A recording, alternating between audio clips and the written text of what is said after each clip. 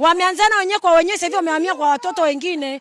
Na bibi yupo anatetea, hatutaki ujinga uendelee kwenye mtaa wetu. Watoto wanaharibika hapo mtaani. Watoto kufukuza wazazi wao, wanasema kwamba sisi tunaonea watoto wao. Roho inaniuma.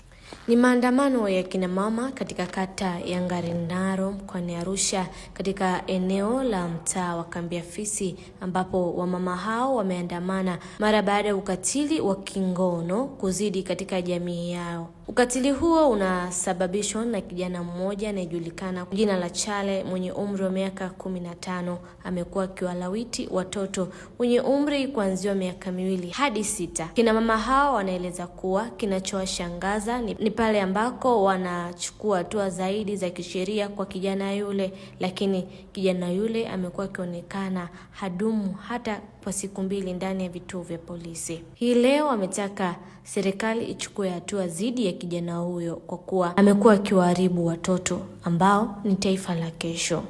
Huko mimi nawajua pamoja na haka labda kao katatu. Juzi kati kulikuwa na bajaji mipaki hapa. Akachukua watoto hao wa kiume akawaingiza kwenye bajaji. Bahati nzuri mwenye bajaji kaja akawatoa. Alikuwa anawaingilia. Ndio alikuwa anaingiza waingilie huko ndani. Ulawiti wa mtaa umezidi. Wajukuu wa huyu bibi hawajaanza leo wala jana. Tangu nahamia huku mimi na miaka 4. Kila siku ni wao tu. Wazazi wanaogopa kwenda kushtaki. Sasa huyu mtoto aliyetendewa sasa hivi ana miaka 6, hatujapenda. Hatujapenda hichi kitendo. Ni kwa nini kila siku iwe wao tu na bibi anatetea wajukuu wake?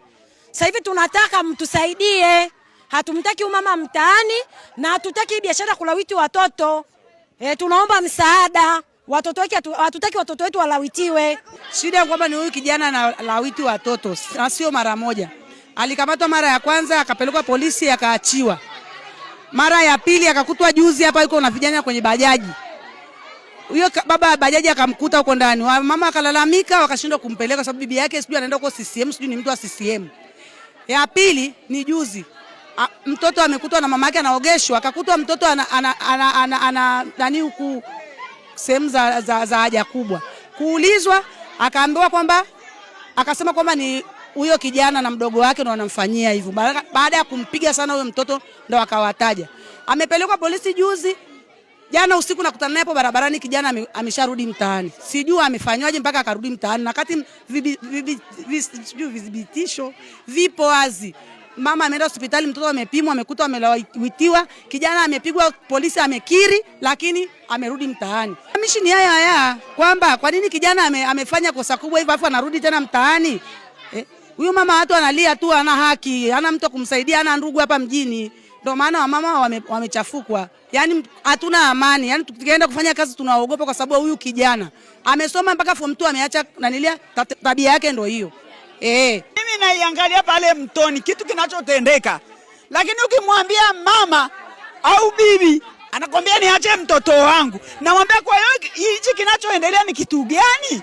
Ni kitu gani kinachoendelea hapa? Bibi anagomba. Anasema niachie mimi ni familia yangu. Kwa upande wa diwani wa kata hiyo Abdulaziz Chande maarufu kama Dogo Janja, ameelezwa hatua stahiki dhidi ya mtuhumiwa zitachukuliwa. Kwanza nilipokea simu kutoka kwa wananchi, lakini pia kwamba walikuwa wanaelekea kuchoma nyumba na walikuwa wana hasira, yani short. Kuna kijana ambaye kuna kijana wa darasa la 7 amekuwa na tabia kuingilia watoto wadogo wenzake wa darasa la 1, lakini inaonekana kama alikuwa kulikuwa kuna misunderstanding hapo katikati, kijana ameonekana tena mtaani.